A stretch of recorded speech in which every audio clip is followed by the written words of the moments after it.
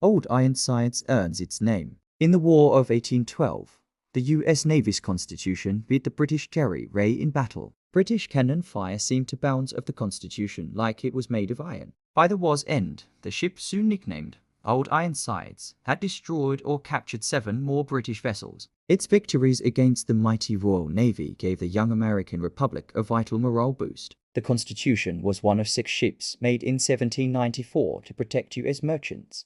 Built in Boston, its timbers were secured with bolts and copper sheathing supplied by patriot and industrialist Paul Revere. Launched on October 21, 1797, the warship was 204 feet long and carried 44 guns. Commissioned in 1798 with a crew of 450, the Constitution patrolled the West Indies to defend American trade from French privateers. In 1803, President Thomas Jefferson dispatched her to the Mediterranean to fight the Barbary pirates of Tripoli. She performed admirably during the campaign, and in 1805 a peace treaty with Tripoli was signed on her very deck. In June 1812, Captain Isaac Hull commanded the Constitution during the war with Britain. On July 16th, the ship was nearly trapped by a squadron of 5 British warships off Egg Harbor, New Jersey. When the wind suddenly died, both sides were left motionless at sea, just beyond firing range. For 36 hours, Hull's crew towed their frigate with rowboats and smart anchor tricks.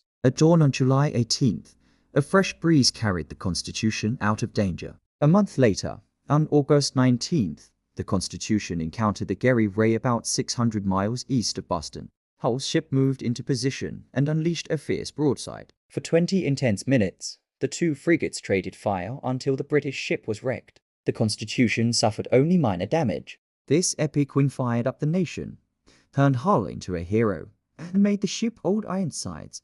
She went on to take down 7 more British ships. After 1812, the Constitution served as flagship of the Mediterranean Squadron before being laid up in Boston in 1828. When plans arose to scrap the aging vessel 2 years later, public outrage forced the Navy to restore her. She sailed the Mediterranean, Pacific, and home squadrons, and in 1844, she toured the world as a U.S. Goodwill ambassador. In the early 1850s, she led the African Squadron, patrolling West Africa to intercept slave traders. By 1855, the Constitution retired from combat and became a famous training vessel. Today, Old Ironsides endures not only as a historic ship, but also as a symbol of America's resilience at sea.